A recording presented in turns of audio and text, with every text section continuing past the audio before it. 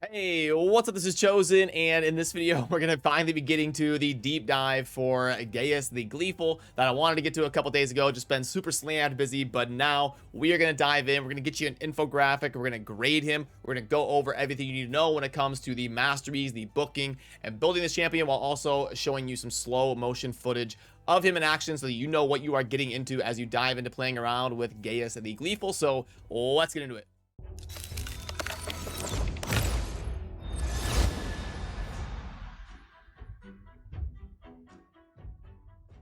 Alrighty, now as always, for my champion guides down below in the vid info, you can find this infographic here that's just kind of an overall all-encompassing view of some of the basic stuff about the champion. If you want to see the book requirements and some different stuff, and maybe like a standard or hopefully standard route to go with the masteries, that can be found down below. Now, as we dive into some analysis of the champion, I don't know when you're watching this video, but Gaius the Gleeful was a fragment summon event that Plarium did in towards like the end of April 2022. And in terms of base stats, you'll notice that the HP is kind of low, but it does actually have something that synergizes with getting some value out of dying here on his passive. So with him being a heavy damage dealer, it's really not that bad that his HP is kind of low. His base attack is very good, which you want for a bomber because your damage is going to scale off of attack, and he has pretty decent multipliers as well to scale with that attack. Base defense a little low, but not too bad. You'd like to see it be 1,000, but there's a lot of DPSers that are lower than 980. The base speed is great at 105 for a damage dealing champion. That's perfectly fine. The crit rate is normal. Most everybody in the game is 15%. He gets the buffed up version of 63% crit damage, which is great, and then he has a base of 40 for resistance and accuracy combined, which is perfectly normal. And it is nice that he does get the 10 base accuracy. You'll see a lot of champions that place debuffs will actually get 0 base accuracy, so it's nice that he gets that little bump of 10 and has a good speed to go along with it, along with a good attack. So in terms of the stats synergizing with how you're going to be using him, all in all, it's pretty good. Then, as we dive into the kit analysis, we've got the A1 that can attack one enemy 2 times, and we're going to grant an extra turn if this attack kills an enemy. So something similar to like a Septimus, where if you got him hitting well, you build crit rate on him, you're going to be able to kind of get some extra turns and snowball as long as you are getting kills on the A1. The A2 can book to a 3-turn cooldown. We're going to do an AoE with a 100% chance of placing a sleep on each enemy for 1 turn. That's actually really good for damage dealers because typically they go like last in your rotation or kind of towards the back of the rotation. So placing that sleep after his attack, there is a good chance you can get a lot of value out of that sleep as long as nobody comes from behind him with an AoE and wakes somebody up. There you go. You got basically some turn meter suppression and locking down the enemy there just by placing the sleep after his attack. And it can also hit decently hard here on just the base damage without the bomb. But we can actually book this to a 100% chance of placing 2 bomb debuffs that on each enemy that detonate after 2 turns. Then on the A3, we've got attacks 1 enemy 2 times. The first hit instantly detonates all bomb debuffs on the target, which is obviously super handy. You run in, you do a bunch of damage as long as you place some bombs with the A2. And the second hit will also ignore all unkillable buffs on the target. This can be great when you're dealing with all of those annoying Skull Crowns or Leorius, these champions like this in the arena that you come across a lot with those annoying unkillable buffs that you can't burn down. There you go. You've got the A3 here that will do a bunch of damage by detonating bombs, hitting multiple hits, and then also ignoring that unkillable to actually take them down. And then, like I said, we've got the passive here that synergizes with that kind of low base HP, because when attacked, has a 30% chance of placing a bomb debuff on the attacker that detonates after 2 turns and occurs once per hit. Then we're instantly going to detonate all bomb debuffs on all enemies whenever this champion is killed. So that can be super impactful. Obviously, you place a bunch of bombs, you get that ability off with his first turn. Then he dies because he's a little bit squishy as a damage dealer, and boom, they're all going to instantly detonate. You pair him with somebody who revives. You've got your Arbiter, your Duchess, something like that.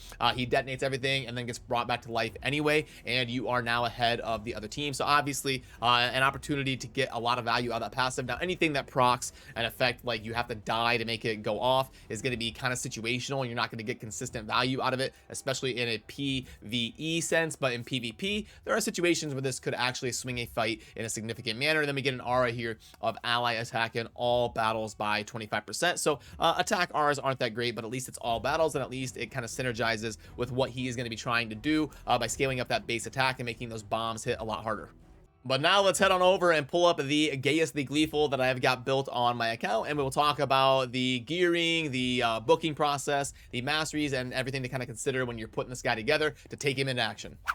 Alrighty, so here is my Gaius the Gleeful. Now, there is an interesting decision to kind of come up with when you're thinking about building him. Now, he does get a lot of damage, both out of actually hitting enemies with his attacks. He can do a decent amount, snowball the extra turns with the A1 multi-hitter. The A3 is a hard-hitting multi-hitter, and his AoE actually hits pretty decent as well. So, he'll do a lot more consistent damage if you actually build him up to be crit capped at the 100%. But if you're going to rely on him with some strategy revolving around mostly the bombs being the source of the damage, you actually don't need crit rate on the bombs because they don't scale with crit. They scale purely off of the attack that he's going to be doing. So if you do go that route, you would just get like an attack amulet. It's one of the rare times that you actually want an attack amulet on a champion when you're building somebody like a War Mother or like a Gaius that you're not going to build as a crit AoE damage dealer, and you just want to get value out of those bombs. But I did crit cap him just to make the damage a little bit more consistent, and thus I'm going to want a crit damage amulet to synergize with that. Then for the banner, you are probably going to want to go with accuracy most scenarios. You need to get a lot of value out of the bombs actually landing on enemies.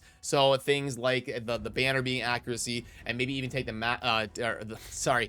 accuracy banner and the mastery that is Eagle Eye to help you get as much accuracy as you can. Just make sure you're getting that consistent value on there. And actually mine is a little bit low here. I need to optimize that a little bit, especially if I'm going to try to be using him in tag team arena or anything. I would want to get that even a little bit higher, but it's going to depend on the arena tier you are in. That's mostly fine for PvE content, but in a PvP sense, you would want to get that up to like in the 400s or something, or even 500 something, depending on how high you are in the arena. The ring, it'd be great if you get a reaction ring, so you can make sure he kind of gets his turn off if you have him in a defensive team, but otherwise you're just looking for kind of as much attack as you can get, and then any toughness besides that is going to be great as well. Now, he is a champion that can do pretty well with attack percent boots, because he gets a lot of value out of those bombs, scaling super well with attack. So if you've got some good attack percent boots, don't feel bad about using them, especially if you've got some decent substat rolls for speed, and you can use a few glyphs. You can see I could still glyph this up and optimize his gear a little bit better if he really becomes a staple in my roster, and instead of just something I'm kind of testing out here. I would definitely go that route. So he is one of those rare exceptions where you can really get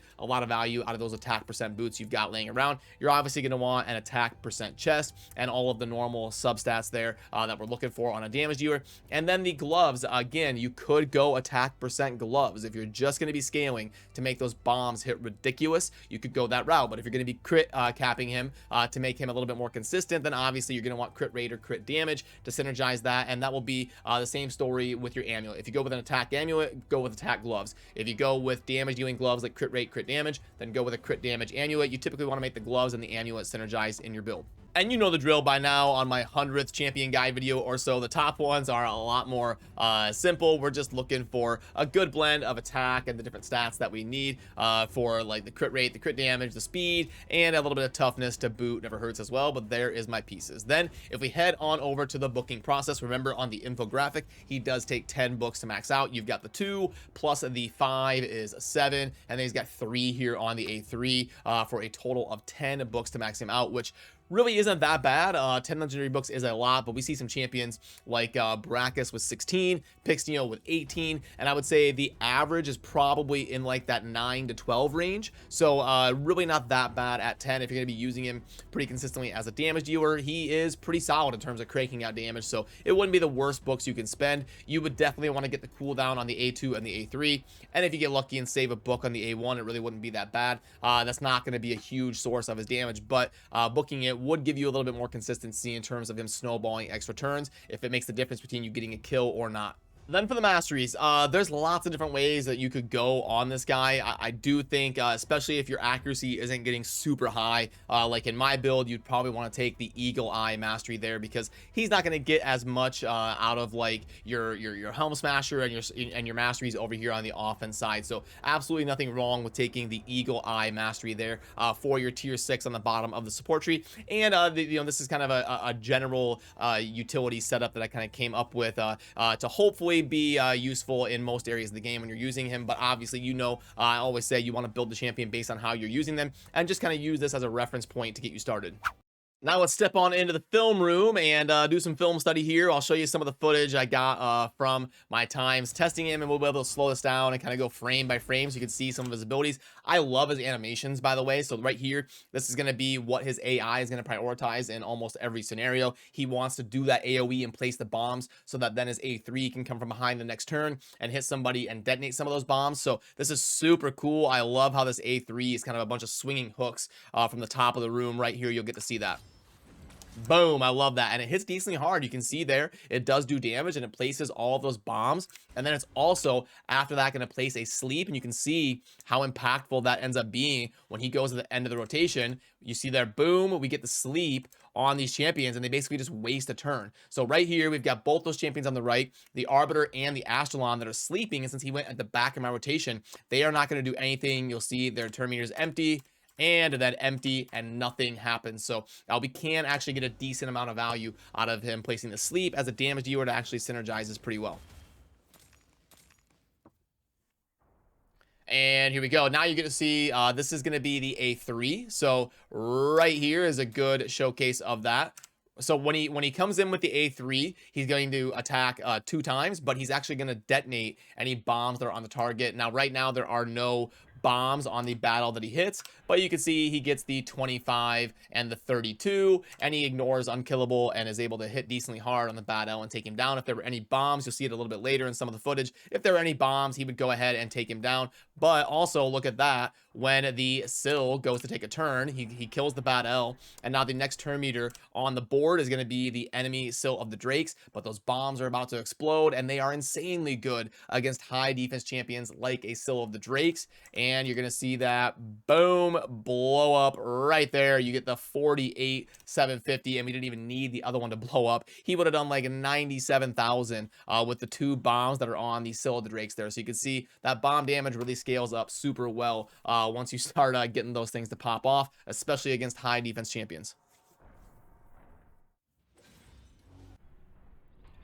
And okay, yeah, this is going to be a good example of the passive procking. So right here at the start, he's doing explosive, and he hits, decreases bomb timer, blows up the Harvest Jack, as you can see right there. Now, right now, the Mountain King is actually one of the better champions against bomb champions, because you can build him with high resistance to resist the bombs, and he's also got, I believe, the highest base HP in the game. High HP champions are what you want versus bomb placers. So right here, you can see the bombs go off because he kills the Gaius. Boom, and you can see all that damage popping off. The 32,500 times 2 almost kills the Mountain King just from him attacking the Gaius right there, where he runs in right here and he kills Gaius, and then that causes the bombs that were on him to explode and do a bunch of damage right there, almost killing him. It was really close, and then we're able to pick up the Duchess, revive him, and avenge him, and bring him back into the battlefield, get a lot of value out of that ability where he dies and detonates to do a bunch of damage.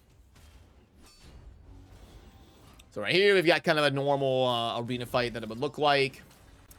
And I don't know what that was. It kind of glitched for a second, didn't it? Let's try this again. Come on, film room. Don't break on me right now. Yep, here is the animation coming from the top. These swinging hooks that place the bomb, and then you get the sleep right there. Tons of value. And now we're going to slow it down right here, because you can see how valuable that is when they're about to take a turn. Instead of taking a turn, they just go ahead and die. So let me rewind this, and we'll go frame by frame. The Warlord's going to go next up there on the top right. And boom, instead of taking his turn, the bombs just absolutely decimate him. And same with Arbiter. When she goes to take a turn, right here you can see the turn meter is full on the Arbiter. But instead of taking a turn, pop, we've got 65,000 damage just kind of for free from the bombs going off on her, and she doesn't even get to take her turn. And then that is a showcase of the A3 there, that is going to be the multi-hitter, that when it attacks twice, after the first one, we're going to detonate some bombs, and then we're going to ignore unkillable on the second one. So boom, we hit, detonate all bombs. It's a easy damage. We didn't even need the last attack to dispose of the Madame Ceres there.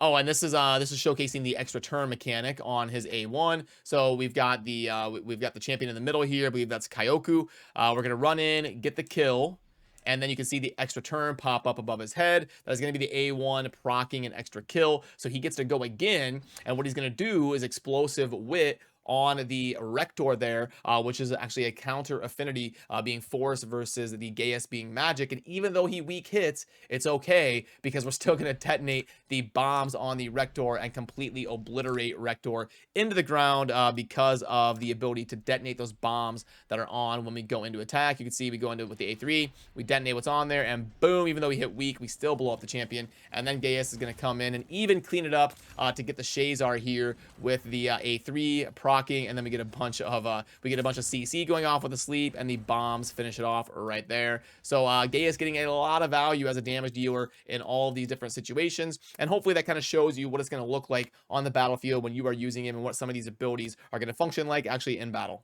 And while we are here showing you him in action, I did upload a YouTube short about this because I thought it was one of those kind of oddly satisfying type things. I know most of you, 99% of you, are already going to have a pretty solid XP farmer in the campaign by now at this point, but it's kind of cool because the way his abilities synergize, the other side never even gets a turn. He does his AoE, he grants extra turns, by then the AoE's back and he swipes through again. Just so the way he kind of functions as a champion, he ends up being a pretty cool campaign farmer, and he can slam through in about 10 seconds in that role, farming 12-3 brutal, super easy, and because of how his kit synergizes, he blasts right through it. And now let's pull up the website to go over the grades and how I kind of have him initially graded. Obviously, for brand new champions, these can change and probably will change at some point as we continue to learn more about the champion and see him in more situations and get more and more feedback from how the community is playing him. But this is where I kind of settled in off the bat initially. Grades out as a 7.1, which not terrible. He's not like a 6 point something, but didn't grade out maybe as high as some people were hoping. And you know, some people may argue like he's a 10 in the arena, but I end up having like 88 champions in the game that are a 10 in the arena, you know. So I try my best to have some differentiation there, and which is why I started the super meta score of going up to like 11 or 12. Like you've got Duchess and Warlord as like a 12, and you've got like Torment and some of these super common champions, Candrafon and stuff as like an 11, and then you scale down to like the good champions in the arena. So maybe he could be a 10 and fill that role as a solid damage dealer. I can think about that, but 9 or 10 is where I would kind of settle on him for the arena.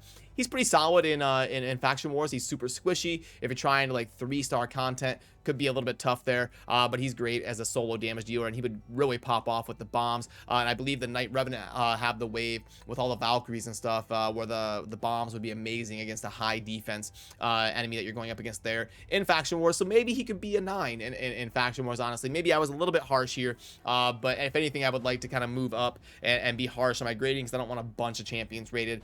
You just 10 on everything, that gets kind of boring. The Doom Tower, sure, I mean, he's all right there, but kind of typical, just your damage dealer. He's not going to be great in the Demon Lord, aka old school clan boss. The Hydra, he could start popping off and place a bunch of bombs and do a bunch of AoE damage, but he's not going to be like super meta, I don't think, anyway.